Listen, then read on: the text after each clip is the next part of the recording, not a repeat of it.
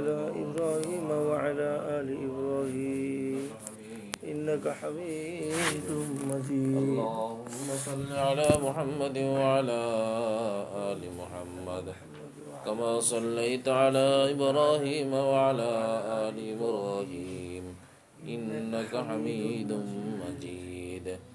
اللهم بارك على محمد وعلى آل محمد كما باركت على إبراهيم وعلى آل إبراهيم إنك حميد مجيد.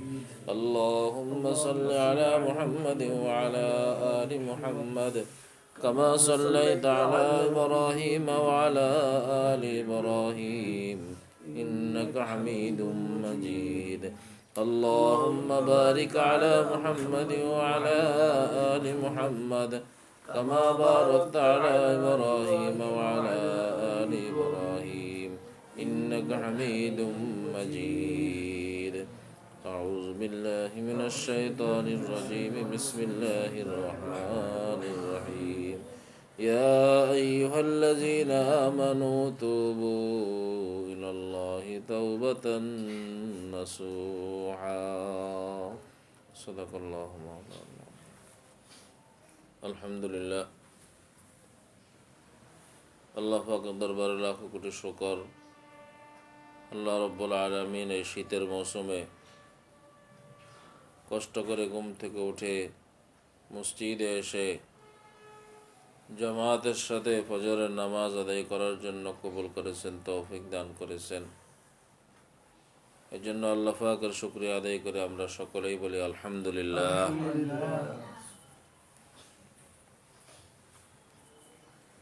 কোরআনে কারীম থেকে একখানা আয়াত তেলাওয়াত করেছি। এই আয়াতে আল্লাহ রাব্বুল আলামিন ঈমানদারদেরকে উদ্দেশ্য করে বলতেছেন, ইয়া আইয়ুহাল্লাযীনা আমানু, ও ঈমানদারেরা, তুবু ইলাল্লাহ, তোমরা আল্লাহর নিকট তওবা করো, তাওবাতান নাসুহা, একদম খাঁটি তওবা। আল্লাহর নিকট তোমরা খাঁটি তওবা করো। খাঁটি তওবা কি? খাঁটি তওবা হলো নিজের অতীত গুনাহের জীবন থেকে ফিরে আসা। কিভাবে ফিরে আসা? এক নম্বর কাজ হলো গুনাহ ছেড়ে দেওয়া। দুই নম্বর হলো অতীতের গুনাহের জন্য লজ্জিত হওয়া, অনুতপ্ত হওয়া। তিন নম্বর হলো বান্দার কোনো হক নষ্ট করে থাকলে সেটা আদায় করে দেওয়া। চার নম্বর হলো আল্লাহর কাছে ক্ষমা চাওয়া, কান্নাকাটি করা। এটা হলো খাঁটি তওবা। এভাবে যদি কেউ তওবা করে, যে অতীতের সমস্ত গুনাহ সে ছেড়ে দেয়, অতীতের গুনাহের জন্য সে লজ্জিত অনুতপ্ত হয়ে আল্লাহর কাছে মাপ চায়, বান্দার কোনো হক থাকলে সে সেটা পুরা করে দেওয়া, আদায় করে দেয়, এভাবে যদি কেউ তওবা করে তো অবশ্যই তার তওবা কবুল হবে এবং এই তওবার দ্বারা তার জিন্দেগীর সমস্ত গুনাহ মাফ হয়ে যাবে। সুবহানাল্লাহ।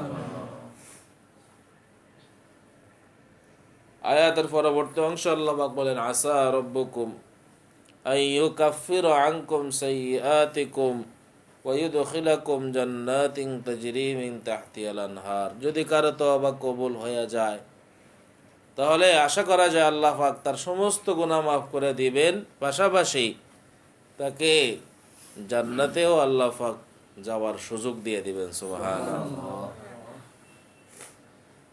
এজন্য কোনো গুনাহ হয়ে গেলে যদি সাথে সাথে কেউ আন্তরিকতার সাথে তওবা করে তো আল্লাহ রাব্বুল আলামিন তার গুনাহ মাফ করে দেন। এবং আল্লাহর নৈকট্য লাভের একটা মাধ্যম হলো তওবা। মানুষ আল্লাহ পাকের নৈকট্য লাভ করে দুইটা মাধ্যমে। একটা হলো ইবাদত। ইবাদতের মাধ্যমে অনেকে আল্লাহকে রাজি খুশি করে ফেলে, আবার অনেকে সারা জীবন নাফরমানি করছে, একটা সময় আসে এমন তওবা করে ওই তওবার দ্বারাও সে আল্লাহ পাকের ওলি হয়ে যায়। সুবহানাল্লাহ। মুসা আলাইহিস সালাতু ওয়াস সালামের জামানায় একটা ঘটনা আছে। হযরতে মুসা আলাইহিস সালাতু ওয়াস সালাম ওনার জমানায় বড় দুর্ভিক্ষ দেখা দিয়েছে। বৃষ্টি বন্ধ হয়ে গেছে, খাল বিল নদী নালা সব শুকিয়ে গেছে, কোথাও পানির কোনো ব্যবস্থা নাই, জমিন শুকিয়ে শুকিয়ে ফেটে যাইতেছে, পশু পাখিগুলি পানির জন্য হাহাকার করতেছে, মানুষ হাহাকার করতেছে। এক ভয়ানক অবস্থা সৃষ্টি হয়ে গেছে বৃষ্টি বন্ধ হয়ে যাওয়ার কারণে। ওনার উম্মতেরা ওনাকে ধরল, হুজুর আপনি একটু দোয়া করে দেন আল্লাহ রাব্বুল আলামিন যাতে বৃষ্টি দান করে। বৃষ্টি না থাকার কারণে, দুর্ভিক্ষের কারণে বহুত অশান্তি সৃষ্টি হয়ে গেছে জমিনের মধ্যে, আমাদের মধ্যে। মুসা আলাইহিস সালাতু ওয়াস সালাম আল্লাহ পাকের দরবারে দোয়া করলেন। আল্লাহ রাব্বুল আলামিন বললেন, মুসা বৃষ্টির জন্য দোয়ার একটা নিয়ম আছে, সেটা হলো মাঠে গিয়ে বৃষ্টির নামাজ আদায় করতে হয়, সকলকে নিয়ে যাইতে হয়, এলাকাবাসী সকলে শরীক থাকতে হয়। তারপরে ইস্তিসকার নামাজ আদায় করে দোয়া করলে, তখন বৃষ্টির জন্য দোয়া করলে বৃষ্টি হবে, দোয়া কবুল হবে। মুসা আলাইহিস সালাতু ওয়াস সালাম ৭০,০০০ উম্মতকে নিয়ে মাঠে গেলেন, ইস্তিসকার নামাজ পড়লেন, বৃষ্টির জন্য দোয়া করলেন, বৃষ্টি হয় না। বারবার করলেন, বৃষ্টি হয় না। মুসা আলাইহিস সালাতু ওয়াস সালাম আল্লাহ পাকের দরবারে দরখাস্ত করলেন, আল্লাহ আপনিই তো ঘোষণা দিলেন যে ইস্তিসকার নামাজ পড়লে, বৃষ্টির নামাজ পড়লে, বৃষ্টির জন্য দোয়া করলে আপনি বৃষ্টি দান করবেন। কই, আমরা তো সবাই আদায় করলাম, বৃষ্টি তো হইল না। তখন আল্লাহ রাব্বুল আলামিনের পক্ষ থেকে ঘোষণা আসলো, মুসা তোমার এই বিশাল উম্মতের মধ্যে এমন এক নাফরমান এখানে বসা আছে, এমন এক গুনাহগার এখানে বসা আছে, যার গুনাহের কারণে সমস্ত পশু পাখি আজকে কষ্ট পাইতেছে। তার অপরাধ এত সীমা ছাড়িয়ে গেছে, এত বেশি সীমা লঙ্ঘন সে করে ফেলেছে, তার অপরাধের কারণে আজকে দুর্ভিক্ষ দেখা দিয়েছে, তার অপরাধের কারণে বৃষ্টি বন্ধ হয়ে গেছে। ওই লোক যতক্ষণ পর্যন্ত এই মজলিস থেকে উঠে চলে না যাবে, ততক্ষণ পর্যন্ত আমি বৃষ্টি দেব না। মুসা আলাইহিস সালাতু ওয়াস সালাম ঘোষণা দিয়ে দিলেন, ভাই কে তুমি এমন ব্যক্তি যে তোমার গুনাহের কারণে আজকে হাজার হাজার মানুষগুলি কষ্ট পাইতেছে, তোমার গুনাহের কারণে আজকে এই পশু পাখিগুলি কষ্ট পাইতেছে, জীব জানোয়ারগুলি কষ্ট পাইতেছে, পোকামাকড়গুলি কষ্ট পাইতেছে। ভাই তুমি আমাদের প্রতি দয়া করো, এই মজলিস থেকে তুমি উঠে চলে যাও, তুমি উঠে চলে গেলেই বৃষ্টি নাজিল হবে। তুমি যতক্ষণ পর্যন্ত এই মজলিসে বসা থাকবে, ততক্ষণ পর্যন্ত বৃষ্টি হবে না। আমাদের দেশে একটা কথা বলে, চোরের মনে পুলিশ পুলিশ। যে চোর, তার মনের ভিতরে তো এখন পুলিশ দেখলেই ভয় ঢুকে যায়। তো ওখানে বাস্তবে ওই গুনাহগার, যার সম্পর্কে আল্লাহ রাব্বুল আলামিন এই কথাগুলি জানিয়ে দিলেন, তার তো ভিতরে ভিতরে খবর হয়ে গেছে। সে একবার সামনে তাকায়, একবার পিছনে তাকায়, একবার ডাইনে তাকায়, একবার বামে তাকায়, দেখে কেউ উঠে কিনা এই মজলিস থেকে। কেউ তো ওঠে না, সবাই খালি চতুর্দিকে তাকাইতে আছে। একবার সামনে তাকায়, একবার পিছনে তাকায়, একবার ডাইনে তাকায়, একবার বামে তাকায়, কই কেউ তো ওঠে না। ওই গুনাহগার চিন্তা করলো, উঠবে কোত্থেকে, আমি নিজেই তো অপরাধী। তার তো ভিতরে ভিতরে খবর হয়ে গেছে। তখন সে বড় পেরেশান হয়ে গেল, এই মজলিস থেকে যদি আমি উঠে যাই, তাহলে তো আমি চিহ্নিত হয়ে গেলাম, সকলের কাছে আমি ধরা খেয়ে গেলাম যে আমি যে এত বড় অপরাধী, আমার কারণে এতদিন পর্যন্ত বৃষ্টি বন্ধ, আমার কারণে এতগুলি মানুষ কষ্ট করতেছে, তখন তো আমার অবস্থা কি হবে? সমাজে আর মুখ দেখানো যাবে না, সমাজে আর বসবাস করা যাবে না, আবার বসেও থাকতে পারতেছি না। ওই লোক যদি এখন বসে থাকে, তো মুসা আলাইহিস সালাতু ওয়াস সালাম তো কিছুক্ষণ পরে নাম ঘোষণা করে দিবেন যে অমুক ব্যক্তি, অমুকের ছেলে অমুক, অমুক এলাকা তার বাড়ি, অমুক ঘর তার, অমুক ছেলে কোথায় দাঁড়াও। কারণ মুসা আলাইহিস সালাতু ওয়াস সালাম যেহেতু আল্লাহ পাকের নবী, আল্লাহ পাক ওনাকে অবশ্যই নাম জানিয়ে দিবেন। এই ভয়ে এখন তার ভিতরে বিশাল একটা ভয় কাজ করতেছে। এখন তো উঠে গেলে তো সমস্যা, চতুর্দিকে তাকায় দেখলো কেউ ওঠে না, তো সে যদি এখন এই মসজিদ থেকে উঠে যায় তাহলে তো বিশাল সমস্যা। বসে থাকলেও সমস্যা, একটু পরে নাম ঘোষণা করে দেওয়া হবে, তখন তো লাথি আর কিল ঘুষি একটাও মাটিতে পড়বো না।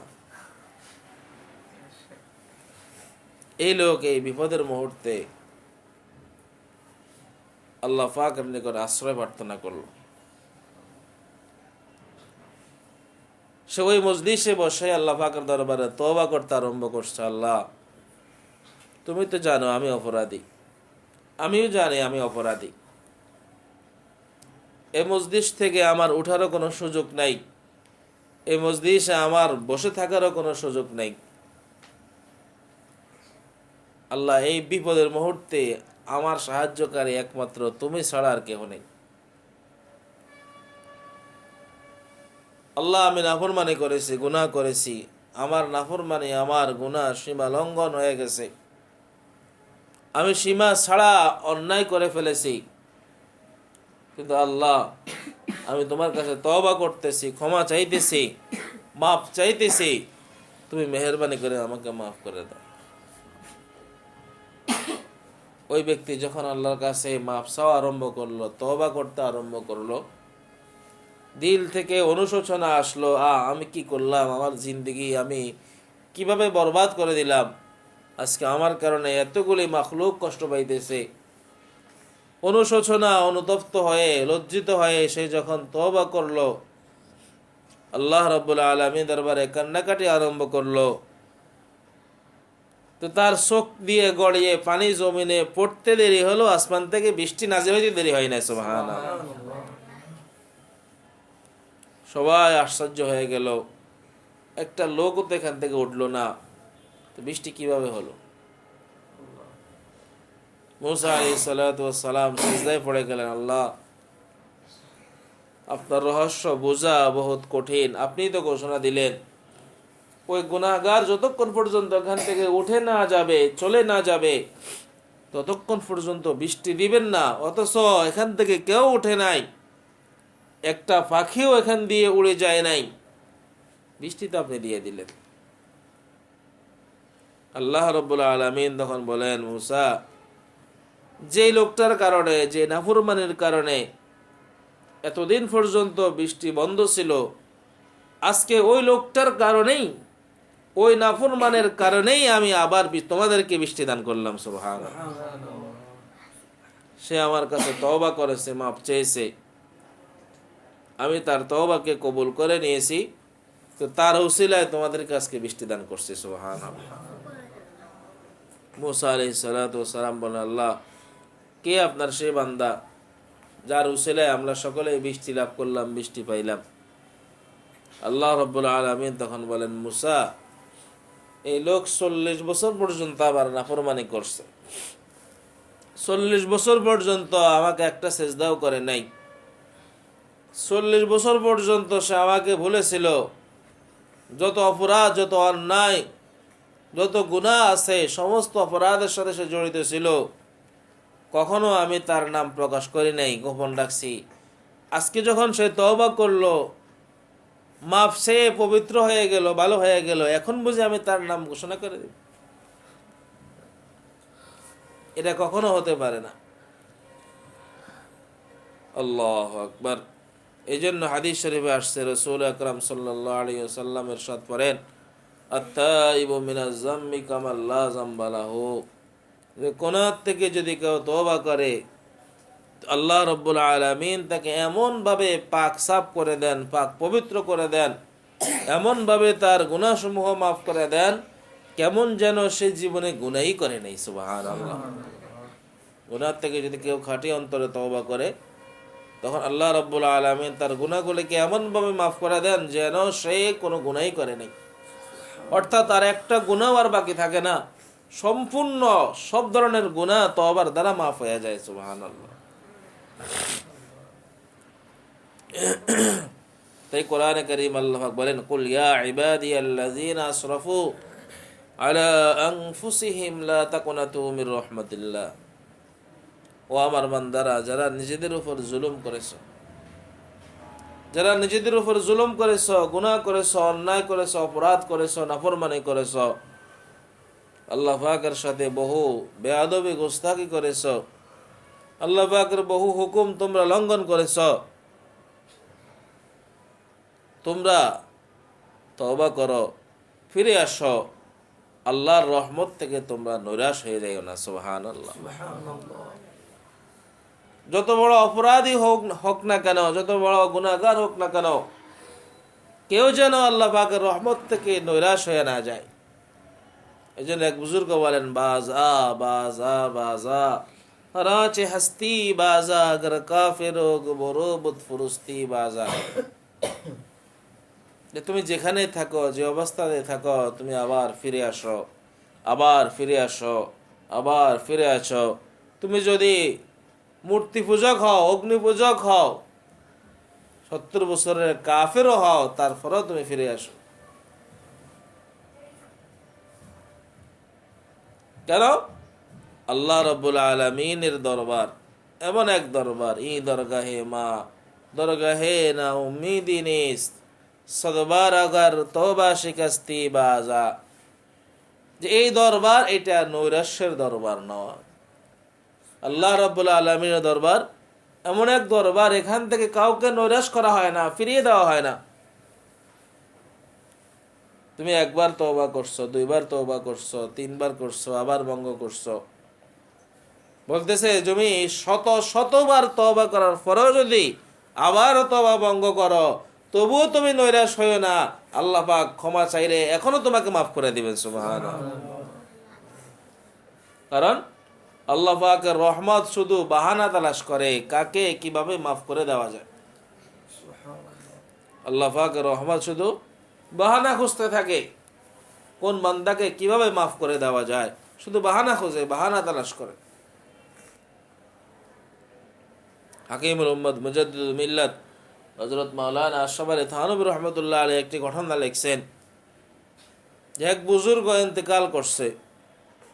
ইন্তেকালের কয়েকদিন পরে আরেকজন ওনাকে স্বপ্নে দেখতেছে। দেখা জিজ্ঞাসা করলো, হুজুর আপনার কি অবস্থা, আল্লাহ রাব্বুল আলামিন আপনার সাথে কি মুআমালা, কি ব্যবহার করেছেন? তো ওই বুজুর্গ বলতেছে, আমি সারা জীবন কত কিতাব পড়লাম, কত কিতাব পড়াইলাম, কত ছাত্রদেরকে পড়াইলাম, কত ইবাদত বন্দি করলাম, আমার কোনো ইবাদত, কোনো নেক আমল, কোনো কিছুই কাজে আসেনি। তবে আল্লাহ তাআলা আমাকে শুধু একটা আমলের কারণে মাফ করে দিয়েছেন। সুবহানাল্লাহ। কি সেটা?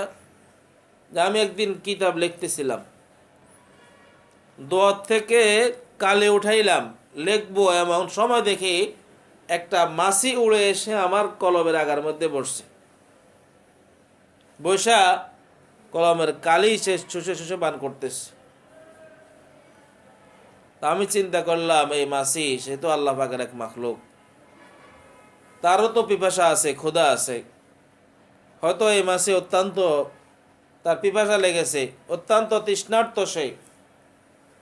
আমি কলমটাকে ধরে রাখলাম, তাকে ফু দিয়ে উড়িয়ে দিলাম না, তাড়িয়ে দিলাম না। যতক্ষণ পর্যন্ত মাছি ওই কালি পান করতেছিল, ততক্ষণ পর্যন্ত আমি তাকে তাড়াইনি, আমি কলমটাকে ধরে রাখছি।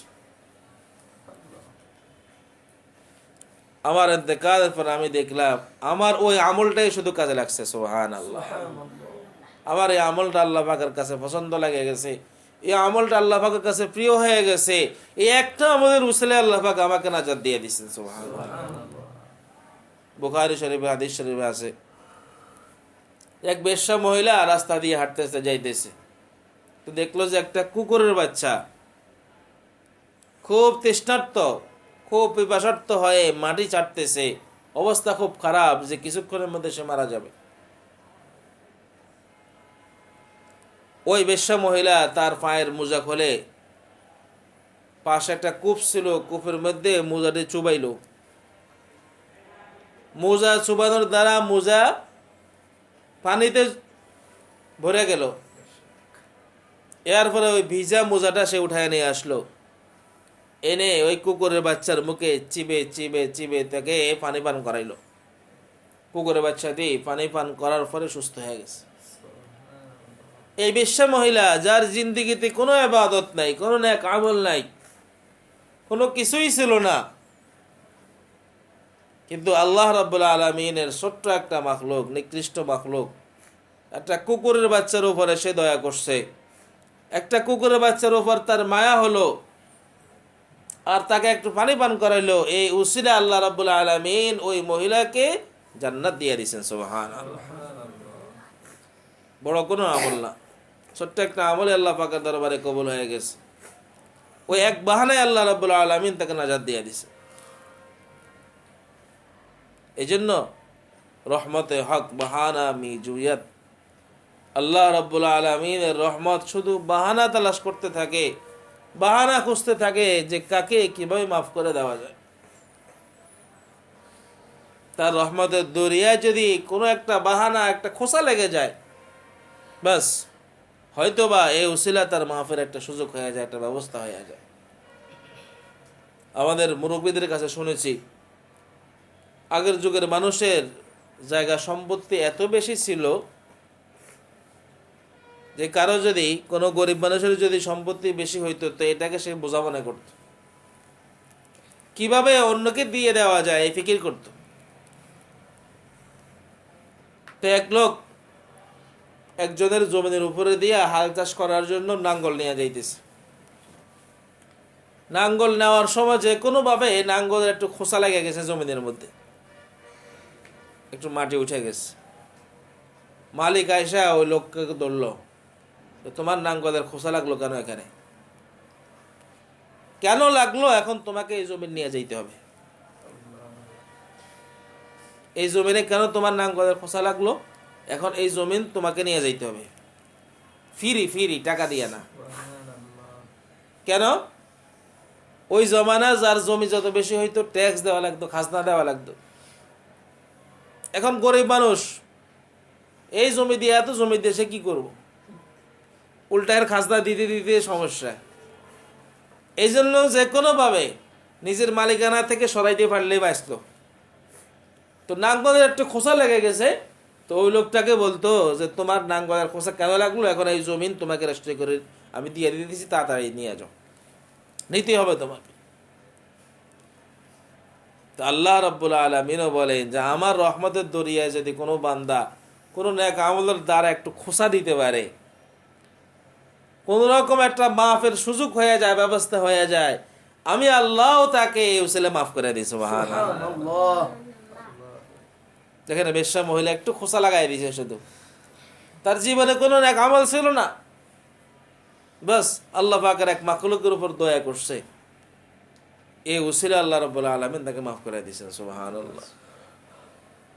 এই জন্য কোরআনে কারীম আল্লাহ পাক বলেন, নাব্বি ইবাদি আন্নী আনাল গফুরুর রহিম। ও রাসূল, আমার বান্দাদেরকে আপনি ঘোষণা দিয়ে দেন, শুনাইয়ে দিয়ে দেন, আমি আল্লাহ অনেক ক্ষমাশীল, আমি আল্লাহ অনেক দয়ালু, আমার সে বড় ক্ষমা করনেওয়ালা আর কেউ নেই, আমার সে বড় দয়ালু আর কেউ নেই। অতএব আমার বান্দাদেরকে বলে দেন তারা যেন নৈরাশ না হয়ে যায় আমার ব্যাপারে।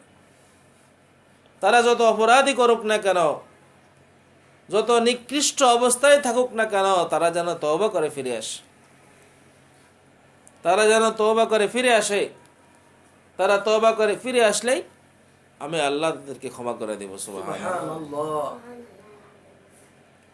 মুসা আলাইহিস সালাতু ওয়াস সালাম তুর পাহাড়ে গেলেন আল্লাহ পাকের নূরের তাজাল্লি দেখার জন্য।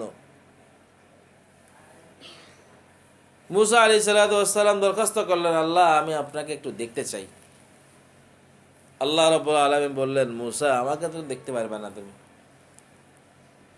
বারবার বললেন, আল্লাহ আমি আপনাকে একটু দেখতে চাই।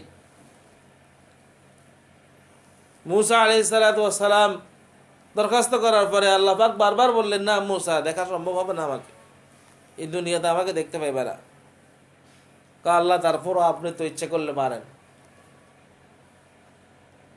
তো আল্লাহ রাব্বুল আলামিন তখন ওনার নূরের একটু ঝলক দেখাই দিছে।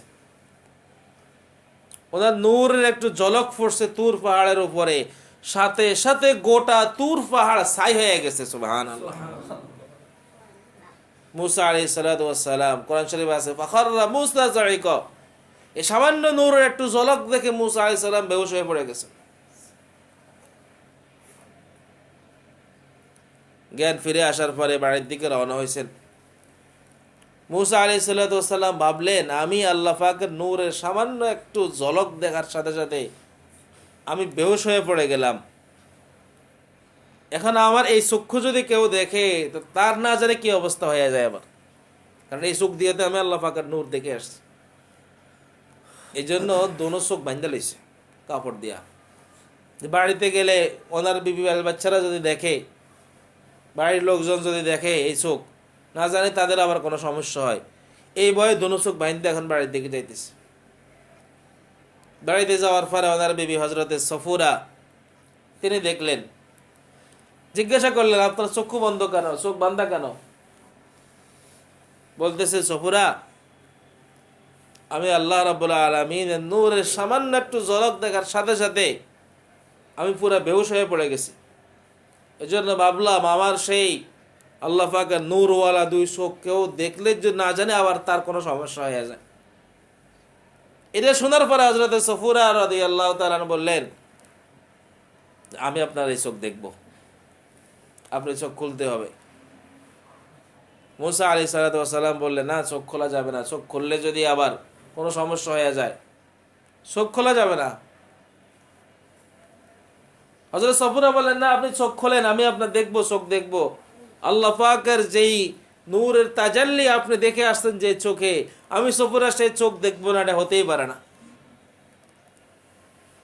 মুসা আলাইহিস সালাতু ওয়াস সালাম বললেন, যদি তোমার চোখ অন্ধ হয়ে যায়, চোখের কোনো সমস্যা হলে হোক, কোনো সমস্যা নেই। মুসা আলাইহিস সালাতু ওয়াস সালাম, আচ্ছা তাহলে একটা কাজ করো, তোমার একটা চক্ষু বন্ধ করে নাও, এক চোখ দিয়ে দেখো, যদি চোখ নষ্ট হয় তো একটা হবে, আর একটা ভালো থাকবে। হযরত সফুরা বললেন, ঠিক আছে। এক চোখ বন্ধ করলেন, আর এক চোখ দিয়ে দেখলেন, দেখার সাথে সাথে ওই চোখ অন্ধ হয়ে গেছে। তিনি এবারকে দ্বিতীয় চোখ খুলে দিলেন, ওই চোখ দিয়ে আবার দেখলেন, দ্বিতীয় চোখ অন্ধ হয়ে গেছে। মুসা আলাইহিস সালাম বললেন, কি ব্যাপার, নিষেধ করলাম এতবার, এরপরও দেখলা, এখন কেমন মজা লাগে, এখন কেমন মজা লাগে, নিষেধ করার পরেও দেখলা। হযরত সফুরা বলেন, আল্লাহর কসম করে বলতেছি, আল্লাহ তাআলা আমাকে মাত্র দুইটা চক্ষু দান করছেন, দুই চক্ষু দিয়ে দুইবার দেখি, দুইটা চক্ষুকে আমি অন্ধ বানিয়ে ফেলছি। যদি আল্লাহ রাব্বুল আলামিন আমাকে 1 কোটি চক্ষু দান করতেন, 1 কোটি চক্ষু দিয়ে 1 কোটি বার আল্লাহ পাকের নূর দেখতাম, আর প্রত্যেকটা চক্ষুকে আমি আল্লাহর জন্য উৎসর্গ করে দিতাম। সুবহানাল্লাহ। এই কথাটা আল্লাহ পাকের কাছে এত বেশি পছন্দ লাগছে, এত বেশি পছন্দ লাগছে, কিতাবের মধ্যে আসছে আল্লাহ রাব্বুল আলামিন সাথে সাথে ওনার চোখের পাওয়ার আগে যা ছিল এর চেয়ে বেশি দিয়ে দোনো চক্ষু ফিরিয়ে দিয়েছেন। সুবহানাল্লাহ।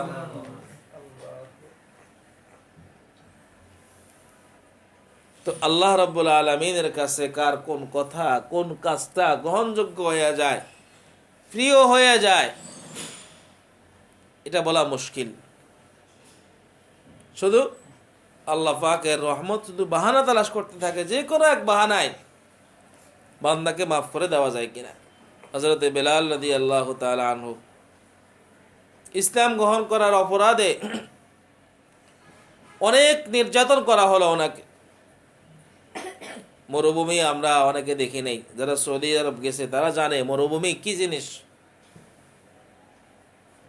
মরুভূমি কি জিনিস তারা জানে। মরুভূমি একদম উত্তপ্ত, খালি পায়ে তো ওখানে পাও রাখাই যায় না।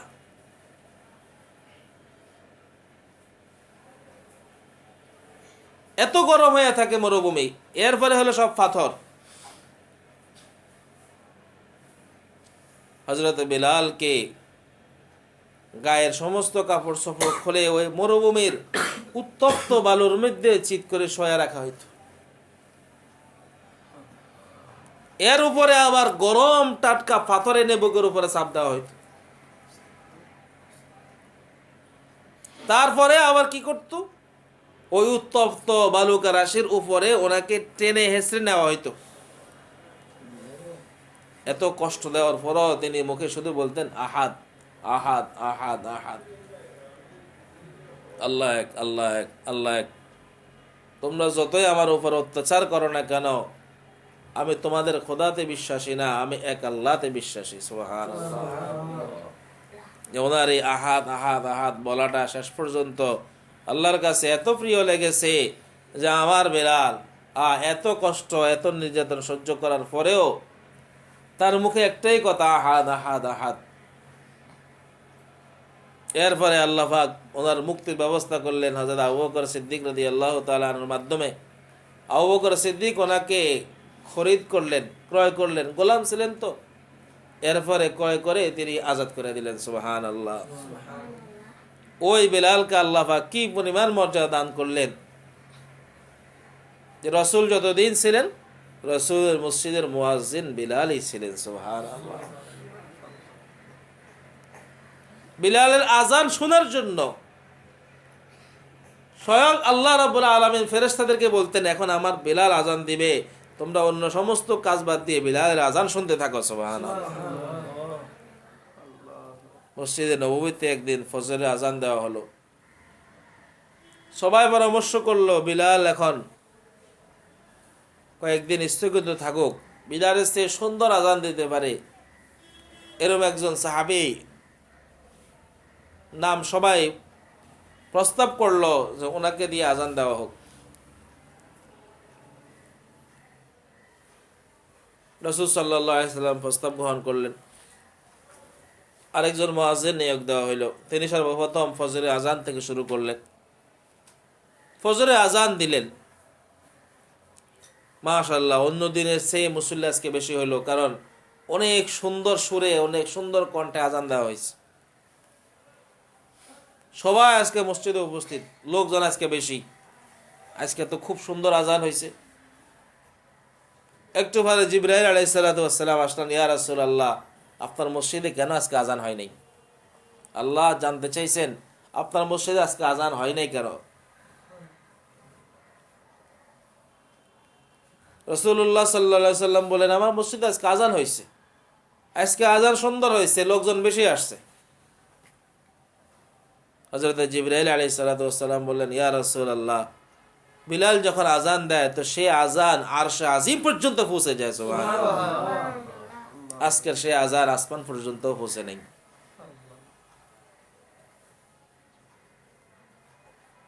এতে কি বুঝলাম? যে বিলাল সে গোলাম হইতে পারে, সে হাবশী একটা কালো নিগ্র হইতে পারে, কিন্তু তার মর্যাদা আল্লাহ পাকের দরবারে অনেক অনেক অনেক বেশি ছিল। সুবহানাল্লাহ। মেরাজের রাত্রিতে, মেরাজ থেকে ফিরে আসার পরে আল্লাহ রাসূল বললেন, বেলাল, আমি যখন জান্নাতে ঢুকলাম তখন দেখলাম জান্নাতে আমার আগে আগে তুমি হাঁটতেছো। সুবহানাল্লাহ। এই বিলাল ইন্তেকালের সময় বলতেছে, হা আফসোস, হা আফসোস, আমার মৃত্যু কেন হইতেছে না, মৃত্যু কেন হইতেছে না, আফসোস করতেছে। বিলালের স্ত্রী আসে বলে, আপনি মৃত্যুর জন্য আফসোস করতেছেন, কি পাগলের মতো সব, মৃত্যু হয় না, মৃত্যু কেউ কামনা করে? হযরত বিলাল বলেন, মৃত্যু কামনা করব না, এখন মরতে দেরি হবে, আর রাসূলুল্লাহ সাল্লাল্লাহু আলাইহি সাল্লাম আর রাসূলের প্রিয় সাহাবী আমার বন্ধু বান্ধবদের সাথে সাক্ষাৎ হইতে দেরি হবে না। সুবহানাল্লাহ। তো এই বিলাল এত মর্যাদা লাভ করছেন কিসের উসিলা? ওই যে আহাদ আহাদ আহাদ বলতেছিলেন কষ্টের সময়, আল্লাহর কাছে এটা প্রিয় লেগে গেছে, পছন্দ লেগে গেছে। বাস ওই বিলাল গোলাম হওয়ার সত্ত্বেও, হাবশী কালো নিগ্র ব্যক্তি হওয়া সত্ত্বেও পৃথিবীর মধ্যে আল্লাহ রাব্বুল আলামিন তার মর্যাদাকে অনেক বেশি এবং পরকালেও তার মর্যাদাকে অনেক বেশি দিয়ে দিয়েছেন। সুবহানাল্লাহ। এজন্য আল্লাহ রাব্বুল আলামিন বলেন, আমার বান্দাদেরকে বলে দাও আমি আল্লাহ সীমাহীন দয়ালু, সীমাহীন ক্ষমাকারী। হযরত আব্দুল্লাহ ইবনে মাসউদ রাদিয়াল্লাহু তাআলা আনহু বলেন যে কোন গুনাহগারী তওবা করলে আল্লাহ পাক কি পরিমাণ খুশি হয়ে যান। রাসূলুল্লাহ সাল্লাল্লাহু আলাইহি সাল্লাম বুখারী শরীফের মধ্যে একটা উদাহরণ দিয়েছে যে এক লোক মরুভূমি অঞ্চল দিয়ে যাইতেছে, তার উটের সাথে তার খাবার দাবার ব্যবস্থা আছে, উটের সাথে তার পানি পান করার ব্যবস্থা, ঔষধপত্রের ব্যবস্থা, জরুরি আসবাবপত্র সব উটের সাথে বাঁধা। এই লোক মরুভূমিতে নেমে একটু বিশ্রাম নিতেছে, তার ঘুম এসে গেছে। ঘুম থেকে উঠে দেখে তার সে উট নাই, তার খাবার দাবার নাই, তার পানি নাই, ঔষধপত্র নাই, জরুরি কোনো আসবাবপত্র নাই, কিছু নাই, সব কিছু নিয়ে উট উধাও হয়ে গেছে। এই লোক বড় পেরেশান হয়ে গেল, চতুর্দিকে খোঁজাখুঁজি আরম্ভ করলা। এখন আমি কোথায় যাব, কার কাছে যাব? মরুভূমি অঞ্চল হলো এমন হাজার হাজার মাইল পড়ে থাকে, কোনো জনমানব নাই, কোনো মানুষ নাই, বাড়িঘর নাই, কিচ্ছু নেই, কোনো ছায়া নাই, কোনো পানির ব্যবস্থা নাই। আমরা তো মরুভূমি দেখি না, এই জন্য মরুভূমি বোঝা আমাদের জন্য মুশকিল। আরব দেশে হলো মরুভূমি। এই লোক এখন এই মরুভূমিতে কোথায় যাবে, কার কাছে যাবে? কেউ তো নাই। চতুর্দিকে খুঁজতে খুঁজতে খুঁজতে এখন অবস্থা আরো খারাপ। উত্তপ্ত নদীর মধ্যে, তাপের মধ্যে খুঁজতে খুঁজতে এখন পিপাসা কাতর হয়ে এখন অবস্থা খারাপ। এখন সে নিশ্চিত হয়ে গেছে আমার মৃত্যু এখানে নিশ্চিত, আর বাঁচার কোনো উপায় নেই। শেষ পর্যন্ত সিদ্ধান্ত নিল, ঠিক আছে মৃত্যু যখন হবে তো শুয়েই যাই, মৃত্যুর জন্য প্রস্তুতি। ওই লোক শুয়ে গেছে মৃত্যুর জন্য প্রস্তুতি নিয়ে, আর চলতে পারতেছে না, পিপাসা এত কাতর হয়ে গেছে এখন আর হাঁটতে পারতেছে না, কোথায় খুঁজবে উটকে?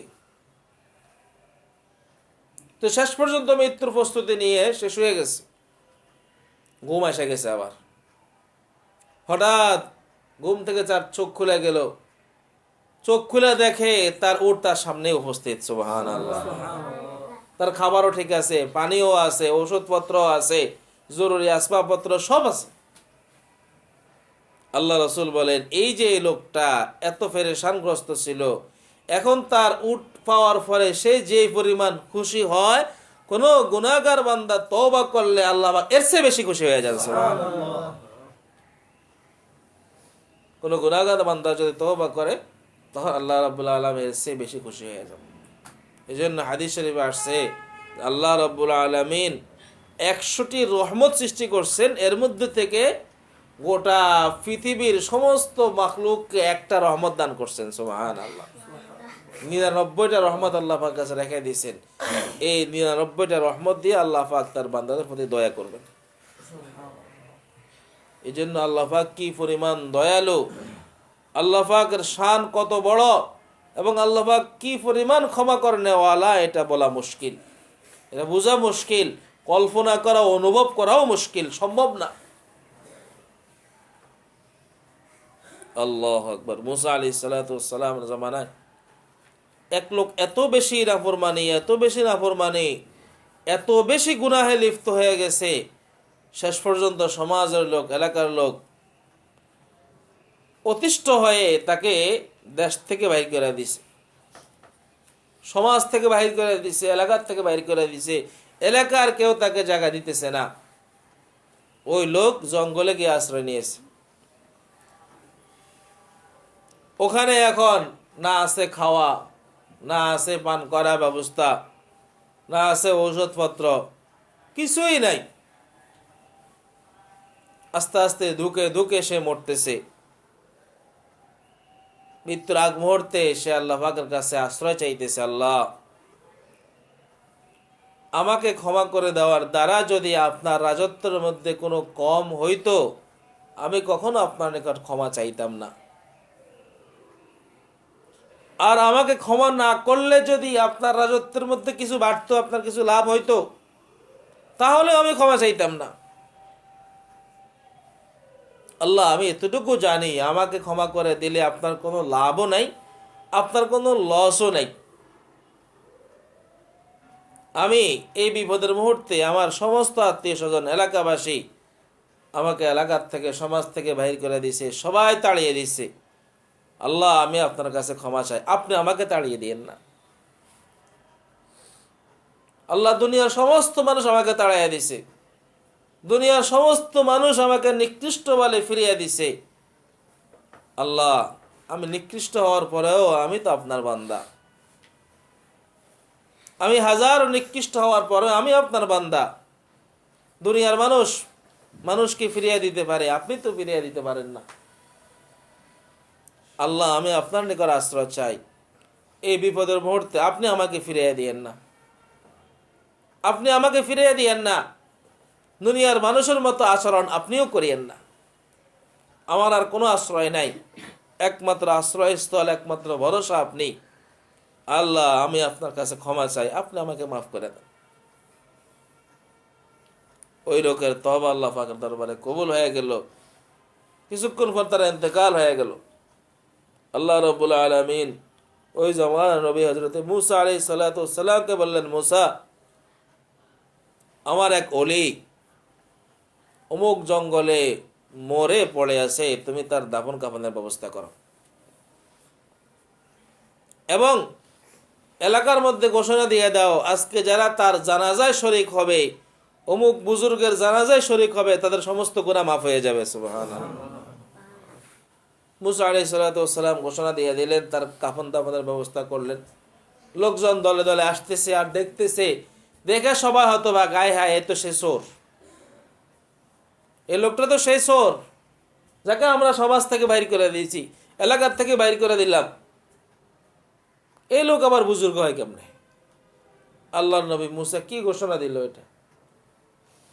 মূসা আলাইহিস সালাতু ওয়াস সালাম সিজদায় পড়লেন, আল্লাহ পাকের দরবারে দরখাস্ত করলেন, আল্লাহ, রহস্য তো বুঝলাম না, সমাজ থেকে এই যে চোরটাকে বাইর করে দেওয়া হলো, আপনি বলতেছেন সে আপনার বুজুর্গ ব্যক্তি, ওলি, তার কাফন দাফনের ব্যবস্থা করতাম, তার জানাজা শরীক হলে গুনাহ মাফ হয়ে যাবে, অথচ এই লোকটা তো ছিল নাফরমান, এই লোকটা তো ছিল চোর, বাটফার, মদখোর, সমস্ত অপরাধের সাথে জড়িত।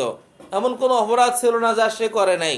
তার অপরাধে অতিষ্ঠ হয়ে সমাজ থেকে মানুষ তাকে বাইর করে দিয়েছে। এখন তার ইন্তেকালে আপনি বলতেছেন তার জানাজা পড়ার জন্য, বিষয়টা তো বুঝলাম না।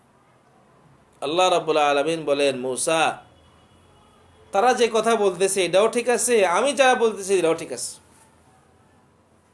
এই লোকটা আসলে অপরাধী ছিল, চোর বাটপার ছিল, ডাকাত ছিল, কিন্তু মৃত্যুর সময় সে একমাত্র আমার কাছে আশ্রয় চাইছে। আমি পারি নাই আমার এই বান্দাকে আমি ফিরিয়ে দিতে। আমি কত সুন্দর আকৃতি দিয়ে আমার বান্দাকে আমি সৃষ্টি করছি, কত দয়া আর মায়া করে আমি তাকে সৃষ্টি করছি, কত মোহাব্বত করে আমি তাকে সৃষ্টি করছি। সে তার ভুলের কারণে নাফরমানিতে লিপ্ত ছিল, কিন্তু শেষ পর্যন্ত সে তওবা করেছে, আমার কাছে ফিরে আসছে, আবার আমার কাছে আশ্রয় চাইছে। তা আমি পারি নাই আমার এই বান্দাকে আমি ফিরিয়ে দিতে দুনিয়ার মানুষের মতো। তার প্রতিও আমার দয়া হয়ে গেল, আমি তাকে মাফ করে দিলাম। মূসা, জেনে রাখো, সে তো তার নিজের ক্ষমার জন্য তখন মাফ চাইছে। সেই যদি তোমাদের সকলের ক্ষমার জন্য মাফ চাইতো, তা আমি তোমার গোটা উম্মতকে মাফ করে দিতাম। সুবহানাল্লাহ।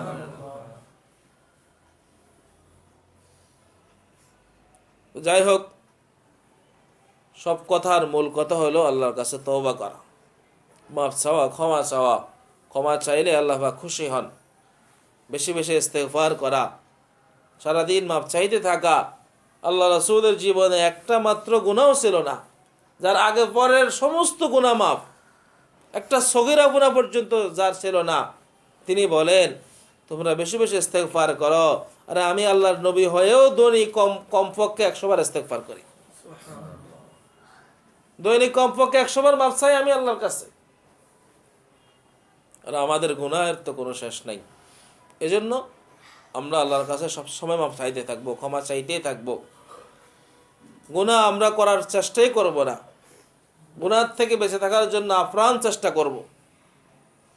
আর কখনো যদি বলে গুনাহ হয়ে যায়, তো সাথে সাথে চোখের পানি ছেড়ে দিয়ে আল্লাহর কাছে কান্নাকাটি করব। এই চোখের পানির দাম আল্লাহ পাকের দরবারে অনেক বেশি।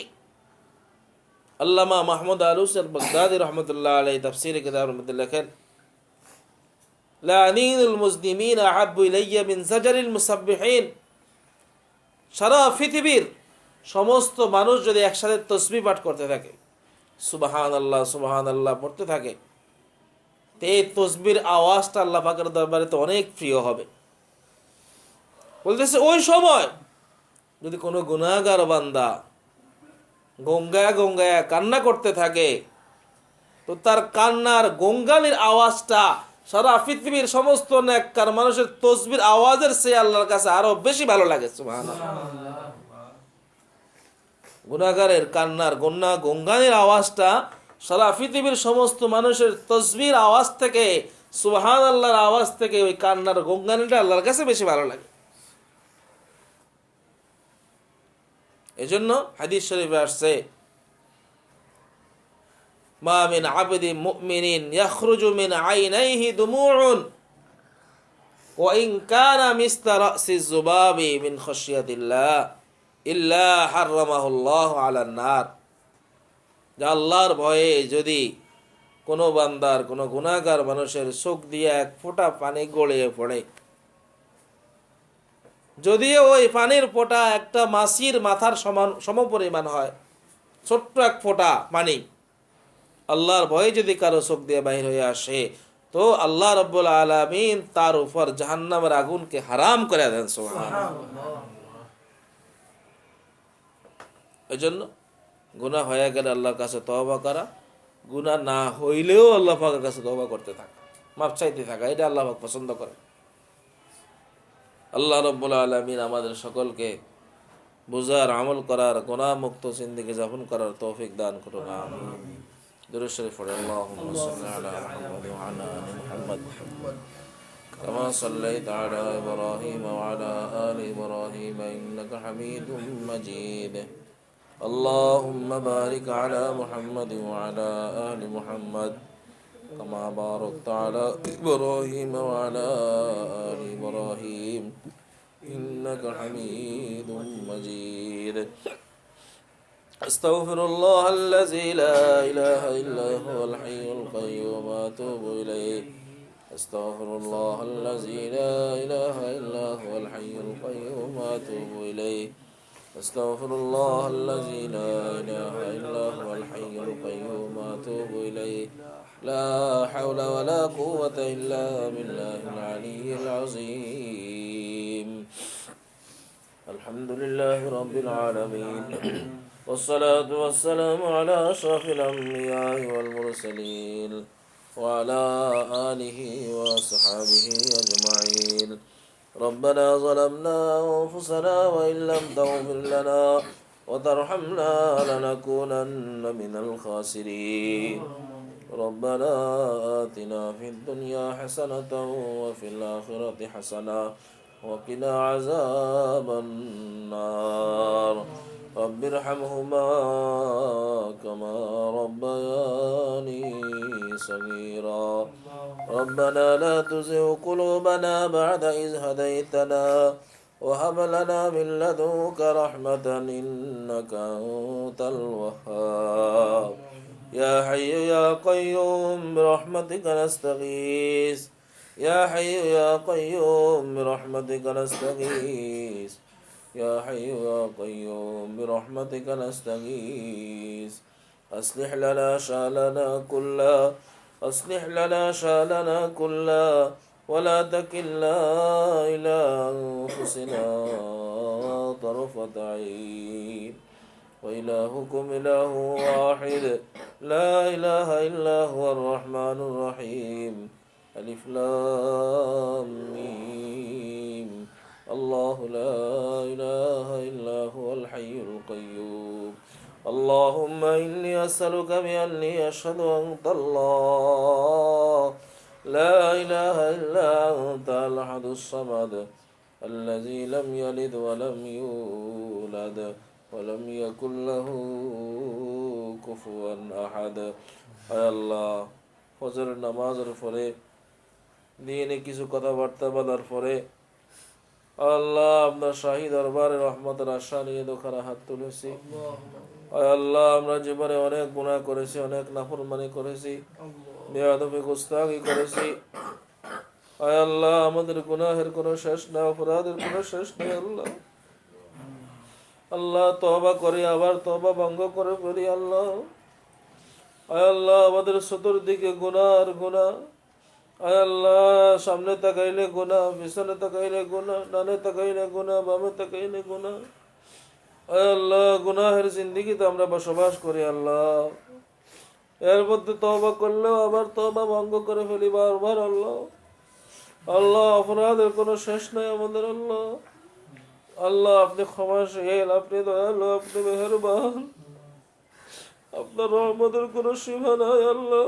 আপনার দয়ার কোনো শেষ নাই, আপনার অনুগ্রহের কোনো সীমা নাই। আল্লাহ যত বড় অপরাধী হোক না কেন, যত বড় নাফরমান হোক না কেন, যত বড় গুনাহগার হোক না কেন, যদি আপনার কাছে তওবা করে মাফ চায় আল্লাহ আপনি মুহূর্তে তাকে মাফ করে দেন আল্লাহ। আল্লাহ আপনি মুহূর্তে তাকে মাফ করে দেন আল্লাহ। আল্লাহ আপনি মুহূর্তে তাকে মাফ করে দেন আল্লাহ। আল্লাহ আমরা আমাদের সমস্ত অপরাধ থেকে আপনার কাছে ক্ষমা চাইতেছি আল্লাহ। আমাদের সমস্ত নাফরমানি থেকে আমরা ক্ষমা চাইতেছি, তওবা করতেছি আল্লাহ। আল্লাহ সমস্ত গুনাহ থেকে আপনার কাছে ক্ষমা চাইতেছি, তওবা করতেছি আল্লাহ। আপনি আমাদেরকে মাফ করে দেন আল্লাহ, আমাদেরকে মাফ করে দেন। আমাদের গুনাহ কথা আপনি মাফ করে দেন, আমাদের গুনাহ কথা আপনি মাফ করে দেন, আমাদের নাফরমানিগুলি আপনি মাফ করে দেন। আমাদেরকে আপনার প্রিয় বান্দা বানায় নেন, আমাদেরকে আপনার প্রিয় বান্দা বানায় নেন। আমাদের কারো মধ্যে আপনি অসন্তুষ্ট থাকিয়েন না, আমাদের মধ্যে আপনি অসন্তুষ্ট থাকিয়েন না, আমাদের মধ্যে আপনি নারাজ থাকিয়েন না, এক মুহূর্তের জন্য নারাজ থাকিয়েন না, আপনি এক মুহূর্তের জন্য নারাজ থাকিয়েন না আল্লাহ, এক মুহূর্তের জন্য আপনি নারাজ থাকিয়েন না আল্লাহ। আপনার রহমত থেকে আমাদেরকে দূরে সরাই দিন না আল্লাহ। আমরা আপনার রহমতের ভিখারি, আপনার রহমত ছাড়া আমরা এক মুহূর্ত বেঁচে থাকতে পারবো না, আপনার রহমত ছাড়া এক মুহূর্ত আমরা চলতে পারবো না আল্লাহ। আপনার রহমত থেকে আমাদেরকে দূরে সরাই দিয়েন না আল্লাহ। আপনার রহমত থেকে আমাদেরকে বঞ্চিত করিয়েন না আল্লাহ। আপনার রহমতের দ্বারা আমাদের জিন্দেগি আপনি ভরপুর করে দিন, আপনার রহমতের দ্বারা আমাদের জিন্দেগি আপনি ভরপুর করে দিন, আপনার রহমতের দ্বারা আমাদের জিন্দেগি আপনি ভরপুর করে দিন আল্লাহ। আল্লাহ আমরা আপনার এত অসংখ্য অগণিত হাজার লাখ কোটি নিয়ামত ভোগ করার পরে আপনার শুকর আদায় করি না, আপনার নাফরমানি করে আল্লাহ। আপনার হাজার অগণিত অসংখ্য নিয়ামত ভোগ করার পরেও আল্লাহ আমরা শুকর আদায় না করে উল্টে আপনার নাফরমানি করতেছি আমাদের সে আল্লাহ। আমাদের সে বড় অপরাধী, আমাদের সে বড় খারাপ পৃথিবী তার কেউ নেই আল্লাহ। আল্লাহ আমাদেরকে আপনি মাফ করে দেন, আমাদেরকে মাফ করে দেন। আপনার নিয়ামত থেকে আমাদেরকে বঞ্চিত করিয়েন না আল্লাহ, আপনার নিয়ামত থেকে আমাদেরকে বঞ্চিত করিয়েন না, মাহরুম করিয়েন না আল্লাহ। নিয়ামত কারো বাড়াইয়া দেন, নিয়ামত কারো বাড়াইয়া দেন, শুকর গুজার বান্দা হিসেবে কবুল করে নেন। নিয়ামতের শুকর আদায় করার তৌফিক দান করেন, বেশি বেশি নিয়ামতের শুকর আদায় করার তৌফিক দান করেন আল্লাহ। বেশি বেশি নিয়ামতের শুকর আদায় করার তৌফিক দান করেন আল্লাহ। কিয়ামতের ময়দানে আমাদের কাউকে বেইজ্জত করিয়েন না আল্লাহ। কিয়ামতের ময়দানে আমাদের কাউকে বেইজ্জত করিয়েন না, আপনার হাবিবের সামনে আমাদেরকে বেইজ্জত করিয়েন না আল্লাহ। কিয়ামতের ময়দানে আমাদেরকে বেইজ্জত করিয়েন না আল্লাহ। কিয়ামতের দিন আমাদেরকে বেইজ্জত করিয়েন না আল্লাহ। আল্লাহ বিনা হিসাবে আপনি জান্নাতুল ফিরদাউস নসিব করে দিয়েন আল্লাহ। বিনা হিসাবে জান্নাতুল ফিরদাউসের মালিক বানায়া দিয়েন আল্লাহ। বিনা হিসাবে সকলকে আপনি মাফ করে দিয়েন, বিনা হিসাবে আমাদেরকে আপনি জান্নাতুল ফিরদাউস নসিব করে দিয়েন আল্লাহ। আমাদের হিসাবকে আপনি সহজ করে দিয়েন আল্লাহ। আমাদের হিসাবকে আপনি সহজ করে দিয়েন আল্লাহ। আমাদের হিসাবকে আপনি সহজ করে দিয়েন আল্লাহ। হিসাব দিয়ে জান্নাতে যাওয়া সম্ভব না আল্লাহ। আল্লাহ হিসাব দিয়ে জান্নাতে যাওয়া সম্ভব না আল্লাহ। আল্লাহ হিসাব দিয়ে জান্নাতে যাওয়া সম্ভব না আল্লাহ। আল্লাহ আপনি মেহেরবানি করেন আল্লাহ। আল্লাহ আপনার দয়ার মেহেরবানির দ্বারা আল্লাহ আমাদেরকে জান্নাতুল ফিরদাউস নসিব করে দিয়েন আল্লাহ। আরশের নিচে আমাদের জন্য ছায়ার ব্যবস্থা করে দিয়েন আল্লাহ। আরশের নিচে আমাদের জন্য ছায়ার ব্যবস্থা করে দিয়েন আল্লাহ আরশের নিচে আপনি আমাদের জন্য ছায়ার ব্যবস্থা করে দিয়েন। আল্লাহ আপনার হাবিবের সুন্নত আদর্শ অনুযায়ী জিন্দেগি যাপন করার তৌফিক দান করেন। আল্লাহ সকলকে আপনার হাবিবের আদর্শ সুন্নত অনুযায়ী জিন্দেগি যাপন করার তৌফিক দান করেন। আল্লাহ যেভাবে চললে, যেভাবে জিন্দেগি যাপন করলে আপনি খুশি, আপনার হাবিব খুশি, আল্লাহ ওইভাবে আমাদেরকে জিন্দেগি যাপন করার তৌফিক দান করেন। সর্বপ্রকারের বাটফারি সিটারি আল্লাহ যত প্রকারে যত শয়তানি আছে, অপরাধ আছে, আল্লাহ সমস্ত বাটফারি সিটারি থেকে আপনি আমাদেরকে হেফাজত করেন। সমস্ত প্রকার আল্লাহ আল্লাহ কটা কাটাকাটি থেকে, নাফরমানি থেকে যত অপরাধ মানুষ করে আল্লাহ সমস্ত অপরাধ থেকে আপনি আমাদেরকে হেফাজত করেন। আল্লাহ আপনি আমাদেরকে হেফাজত করেন। আল্লাহ শয়তানের ধোঁকা থেকে আপনি হেফাজত করেন, নফসের ধোঁকা থেকে আপনি হেফাজত করেন। হালাল ভাবে কামাই করার তৌফিক দান করেন, হালাল রিজিক খাওয়ার তৌফিক দান করেন, হারাম থেকে বেঁচে থাকার তৌফিক দান করেন। আল্লাহ হারাম থেকে বেঁচে থাকার তৌফিক দান করেন। আল্লাহ সুস্থতার সাথে নেক হায়াত দান করেন, সুস্থতার সাথে নেক হায়াত দান করেন। আল্লাহ সুস্থতার সাথে নেক হায়াত দান করেন। আল্লাহ সুস্থতার সাথে নেক হায়াত দান করেন। অসুস্থতা বিমারি থেকে সকলকে হেফাজত করেন। আল্লাহ অসুস্থতা বিমারি থেকে সকলকে হেফাজত করেন। আল্লাহ কতজন কত বিপদে আসছে, কত মুসিবতে আক্রান্ত, কত পেরেশানিতে আক্রান্ত। আল্লাহ আমাদের আত্মীয় স্বজনদের মধ্যে অনেকে দোয়া চেয়েছেন, অনেকে বিভিন্ন মুসিবতে পেরেশানিতে আক্রান্ত। আল্লাহ সকলের যাবতীয় মুসিবত গুলি আপনি দূর করে দিন, সকলের যাবতীয় পেরেশানি গুলো আপনি দূর করে দিন। আল্লাহ সকলের রোগ ব্যাধি করে আপনি ভালো করে দিন, সকলকে সুস্থতার সাথে নেক হায়াত নসিব করে দিন। আসমানি জমিনি সমস্ত আফত বিপদ বলা মুসিবত থেকে আমাদের সকলকে হেফাজত করুন।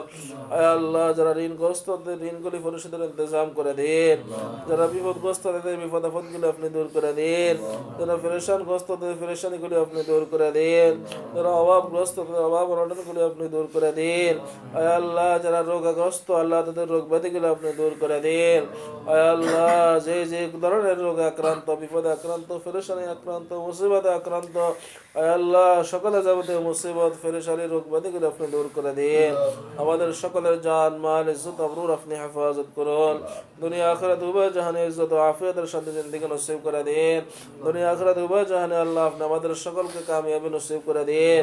আমাদের প্রত্যেকের রিজিকের মধ্যে আপনি বরকত দিয়ে দিন, প্রত্যেকের কামাইয়ের মধ্যে আপনি বরকত দিয়ে দিন। আল্লাহ প্রত্যেকের হালাল কামাইয়ের মধ্যে আপনি বরকত দিয়ে দিন, প্রত্যেকের রিজিকের মধ্যে আপনি বরকত দিয়ে দিন, প্রত্যেকের ব্যবসা বাণিজ্যের মধ্যে আপনি বরকত দিয়ে দিন, দোকান পাটের মধ্যে আপনি বরকত দিয়ে দিন, চাকরি বাকরির মধ্যে আপনি বরকত দিয়ে দিন। আল্লাহ ফারুক ভাইয়ের দোকানকে আপনি কবুল করে দিন। আল্লাহ ফারুক ভাইয়ের দোকানকে আপনি কবুল করে দিন, দোকানের ব্যবসা বাণিজ্যকে আপনি কবুল করে দিন।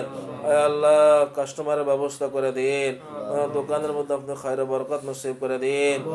আল্লাহ ফারুক ভাইয়ের ছোট ভাই আল্লাহ রফিককে আপনি নেক হায়াত নসিব করে দিন, সুস্থ হায়াত নসিব করে দিন। আল্লাহ তাকে আল্লাহ ওয়ালা বানাইয়া দিন, দ্বীনের সহি বুঝ আপনি নসিব করে দিন, পরিপূর্ণ দিন মেনে চলার তৌফিক দান করুন।